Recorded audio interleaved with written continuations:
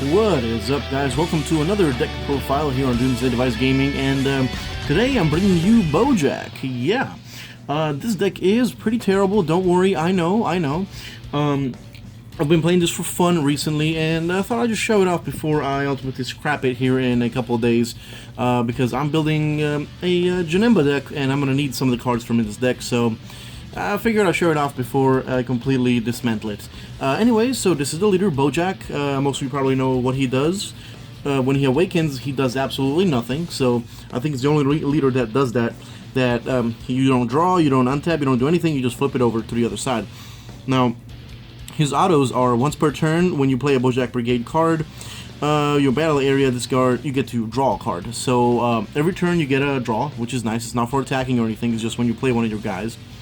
And you have plenty of them, and a lot of them are one cost, so it's pretty easy to do this. Plus, you can also play certain cards on your opponent's turns to get extra draws. His other auto is when you combo with two of your Boujack Brigades from your battle area, you get to pop a card in rest mode. So now let's say your opponent's attacking you, and you combo with two in your battle area, you get to pop that monster that's attacking, or that battle card that's attacking, sorry. And so the attack doesn't go through at that point. So that's one good way to block yourself from being hit, especially if if they haven't done any kind of BS to completely get rid of your board, or if they have some cards that are immune to destruction or stuff like that. So pretty decent. That is a once per turn, or twice per turn if you awaken during that turn, because on the back he has basically the same exact effect, except now you can combo with your battle cards in rest mode, which is really nice. So you can swing with your bigger cards and use them for combo fodder during the battle step.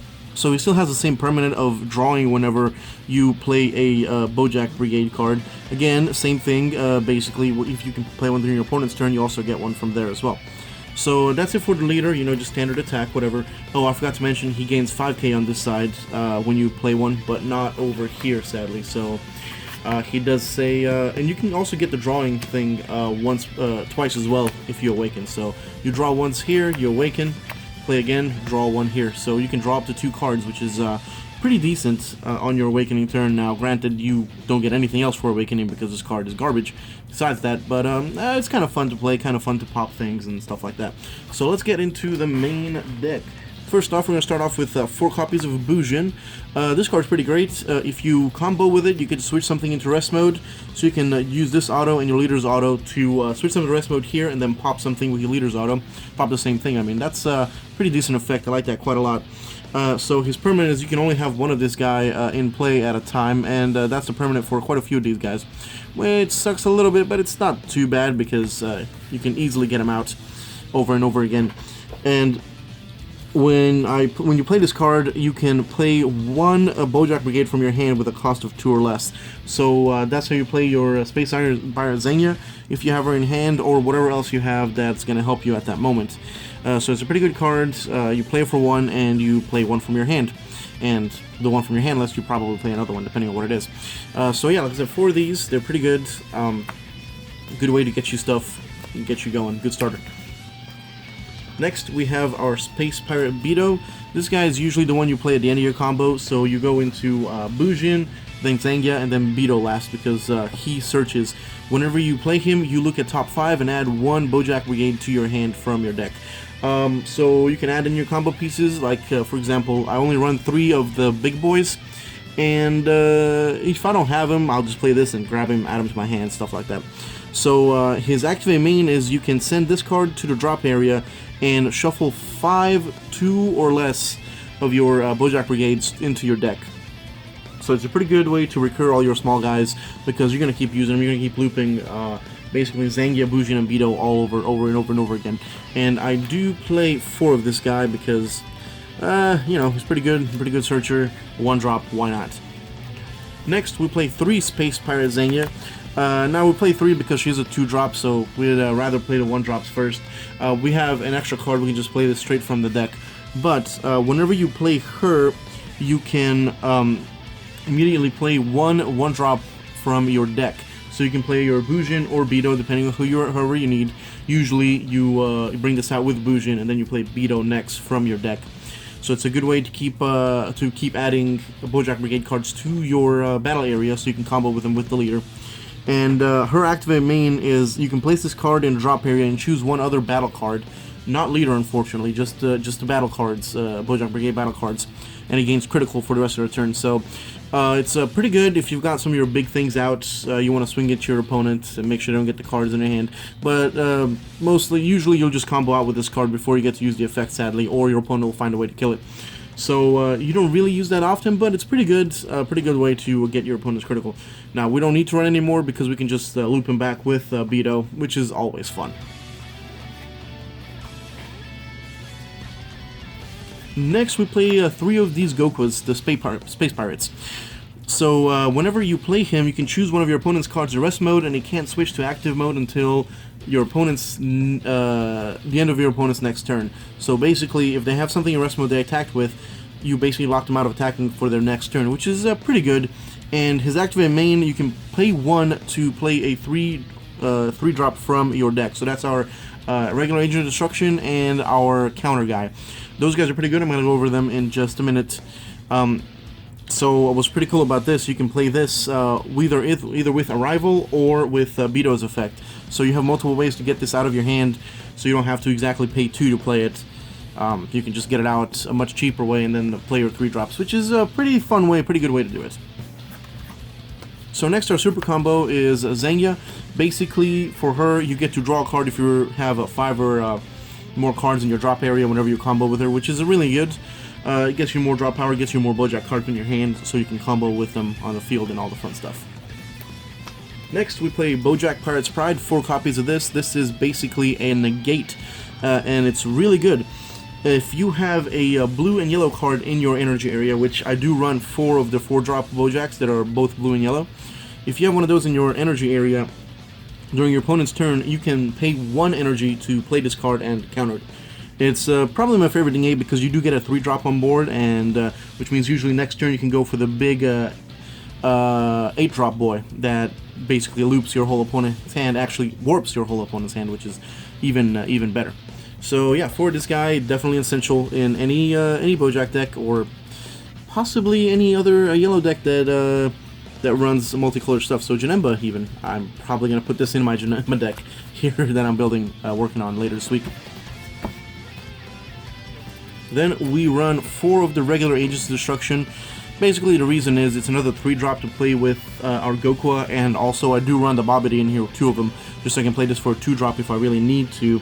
But really, it's just a 2k beat stick, and if this card's in rest mode, I can pay 2 energy to make my opponent's leader card just can't switch to active mode until the end of the next turn, so they can't swing with the leader if this card, again, like I said, is in rest mode and you pay 2 energy.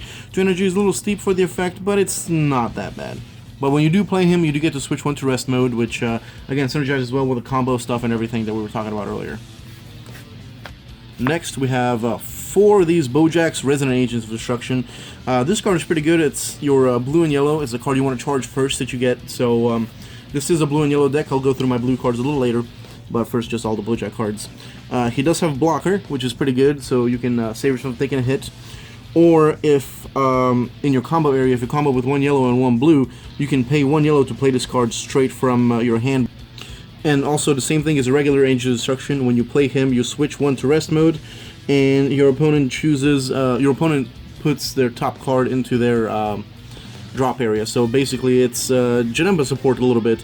I'm also considering putting this in my Janemba deck. I haven't decided yet, but probably put this and the other 3-drop Boujack. Next, we run 3 of the big boys, the plunderers. This dude is just busted.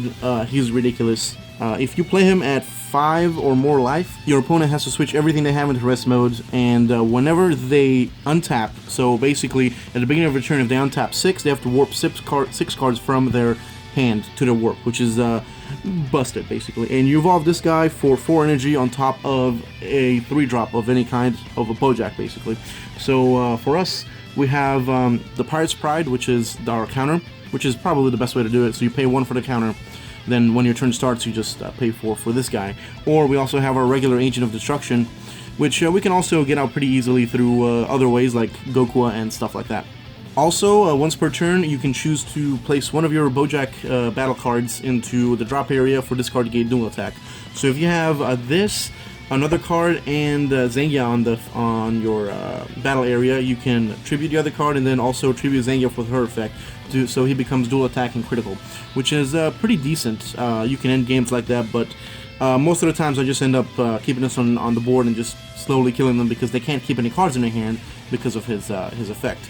So basically, it just makes your opponents suffer, cry, and yeah, this card is pretty hard to get out because this deck is kind of crappy, but it's super powerful. If this card gets played against you, your chances of winning are pretty low, and that's why I kind of like this card. Next, we're going to get into our blue battle cards. I run 2 Westkite Keeping Watch. This card has saved me so many times. If I had 2 more, I'd probably run 2 more in this deck, but at the moment I only have 2 of these. So he's a barrier, but that doesn't really matter. His second effect is what's important. When you combo with this card, you can choose one of your opponent's cards in their combo area and return it to their hands. It's really good for defending. For attacking, not so much, obviously, because you combo first when you attack, so you can't really remove anything from their combo area. But for defending, this card is pretty damn great. And I'm probably going to get some more of these, honestly. Probably, if I ever keep this deck, I'm going to get 2 more of these. Next, we run 2 of these energy boosted marjoram boos. Basically, it's just another blue energy to play, and if I do need to have an extra card in my hand, I can always just play him for 1 and draw a card. So, you always want to have advantage, you always want to get more cards if you can, so I figured why the hell not.